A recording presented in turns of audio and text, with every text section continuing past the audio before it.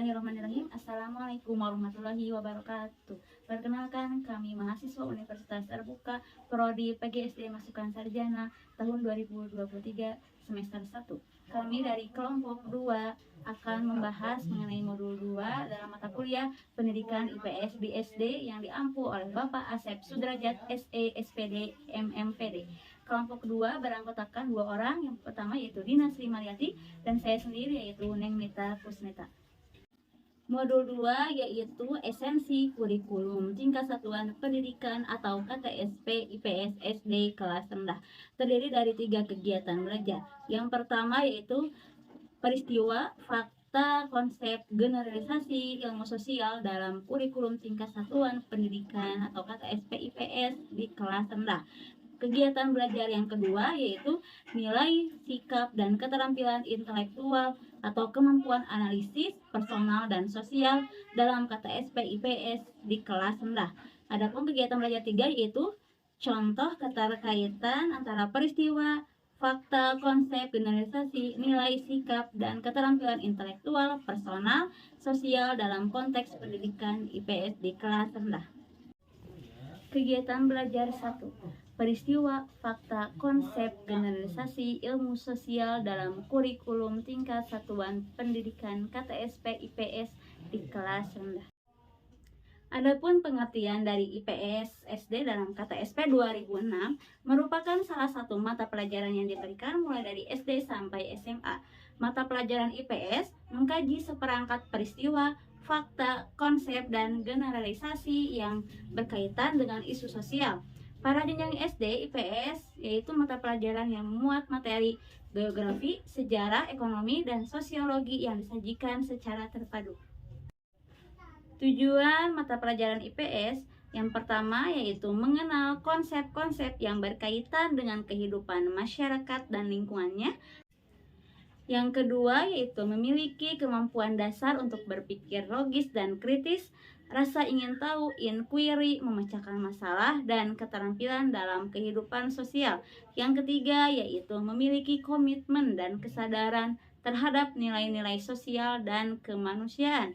Yang keempat yaitu memiliki kompetensi berkomunikasi, bekerja sama, dan berkompetisi dalam masyarakat yang majemuk. Selanjutnya di dalam pembahasan modul ini sesuai dengan kegunaan secara praktis, maka pembahasan dibatasi pada 1. Peristiwa, yang kedua yaitu fakta, yang ketiga konsep, dan keempat generalisasi. Adapun pengertian dari peristiwa dalam IPS adalah hal-hal yang pernah terjadi. Peristiwa yang bersifat alamiah, juga terdapat peristiwa yang bersifat insaniah. Peristiwa biasanya sudah menjadi sejarah, yaitu kejadian yang sudah terjadi di masa lalu. Contoh dari peristiwa yang bersifat alamiah seperti gunung meletus, banjir, tsunami, gempa bumi, gerhana matahari, dan sebagainya. Contoh dari peristiwa insaniah yaitu seperti aktivitas umat manusia, yaitu pembangunan jembatan, skandal korupsi, pemilu, krisis moneter, inflasi, reformasi, dan sebagainya. Fakta secara harfiah yaitu sesuatu yang telah diketahui atau telah terjadi benar atau ada. Fakta bisa diartikan sesuatu yang dipercaya atau apa yang benar dan merupakan kenyataan, realitas yang real, benar, dan juga merupakan kenyataan yang nyata. IPS terjadi karena adanya interaksi antara fakta dan teori. Fakta dapat menyebabkan lahirnya teori baru. Fakta bisa menjadi alasan untuk menolak teori yang ada dan dapat mendorong untuk mempertajam rumusan teori yang ada. Kemudian yang kedua yaitu konsep. Pengertian konsep adalah suatu istilah pengungkapan abstrak yang digunakan untuk tujuan mengklarifikasikan atau mengkategorikan suatu kelompok dari suatu benda atau gagasan atau peristiwa. Adapun pengertian dari generalisasi yaitu abstraksi dan sangat terkait dengan konsep. Secara sederhana, generalisasi menunjukkan adanya hubungan di antara konsep dan berisi pernyataan yang bersifat umum, tidak terikat pada situasi khusus. Kemudian aspek lainnya dari IPS misalnya sejarah. Konsep-konsep dasar dari bidang keilmuan IPS menurut Banks tahun 1985 yaitu yang pertama sosiologi, terdiri dari sosialisasi, peranan, norma, dan sanksi, nilai atau values, gerakan sosial, dan masyarakat.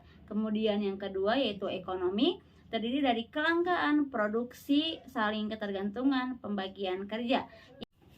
Yang ketiga yaitu geografi, terdiri dari lokasi, interaksi spasial, pola spasial kota, difusi kebudayaan.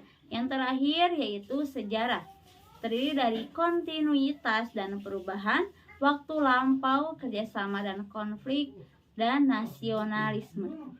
Selanjutnya yaitu kriteria memilih konsep, terdiri dari 5 menurut Toba dalam Banks.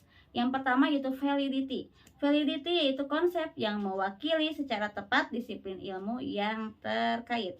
Kemudian yang kedua significance, yaitu konsep yang bermakna. Yang ketiga appropriateness, yaitu konsep yang memiliki kelayakan atau kepantasan. Yang keempat yaitu durability, yaitu tahan lama. Dan yang terakhir yaitu balance, yaitu memberikan keseimbangan dalam skop atau kedalamannya. Untuk pembahasan selanjutnya akan dibahas oleh Ibu Dina Sri Mariati. Selanjutnya saya akan memaparkan materi atau bahan kajian IPS untuk kelas rendah. Yang pertama, ada keluarga, peran keluarga, memelihara dokumen keluarga, lingkungan alam dan buatan di sekitar rumah. Yang kedua, ada denah dan peta lingkungan rumah. Yang ketiga, ada jenis-jenis pekerjaan. Dalam kegiatan pembelajaran 2, kita akan mempelajari mengenai nilai, sikap dan keterampilan intelektual, kemampuan analisis, personal dan sosial dalam KTSP IPS di kelas rendah. Pada kegiatan belajar 2 ini, kita akan membahas 2 sub pokok bahasan, yaitu yang pertama, mengenai nilai dan sikap dalam KTSP IPS SD di kelas rendah. Yang kedua, keterampilan intelektual atau kemampuan kecakapan analisis, personal dan sosial dalam KTSP IPS SD di kelas rendah. Yang pertama, nilai dan sikap dalam KTSP IPS SD di kelas bawah. Nilai berbeda dengan sikap, karena nilai bersikap umum dan bisa mempengaruhi perilaku seseorang terhadap jumlah objek dan terhadap orang. Sedangkan sikap berkenaan dengan hal-hal khusus. Nilai merupakan ukuran bagi seseorang dan cita-citanya, tujuan hidupnya, aspirasi yang dinyatakan, sikapnya yang tampak, perasaannya yang diutarakan, serta perbuatannya yang dilakukan. Sikap memiliki rumusan yang berbeda-beda, karena sifatnya yang telah kompleks. Sikap merupakan keseluruhan dari kecenderungan perasaan, pemahaman, gagasan, rasa takut, rasa terancam, dan keyakinan-keyakinan tentang semua hal. Sikap juga merupakan kesiapan untuk memperlakukan suatu objek. Di dalamnya terkandung aspek-aspek yaitu kognitif, afektif, dan kecenderungan bertindak. Sikap seseorang sangat ditentukan oleh nilai yang dianutnya, tetapi harus dipahami bahwa suatu sikap akan timbul karena banyaknya nilai atau value. Selanjutnya, keterampilan intelektual atau kemampuan analisis, personal dan sosial dalam KTSP SD IPS kelas rendah. Keterampilan terbagi ke dalam 3 bagian, yaitu yang pertama, keterampilan intelektual dan kemampuan analisis. Contohnya, keterampilan untuk memperoleh informasi, keterampilan berpikir, keterampilan membuat keputusan. Yang kedua adalah keterampilan personal. Contohnya, kemampuan psikomotor, keterampilan studi dan kebiasaan kerja, keterampilan bekerja dalam kelompok.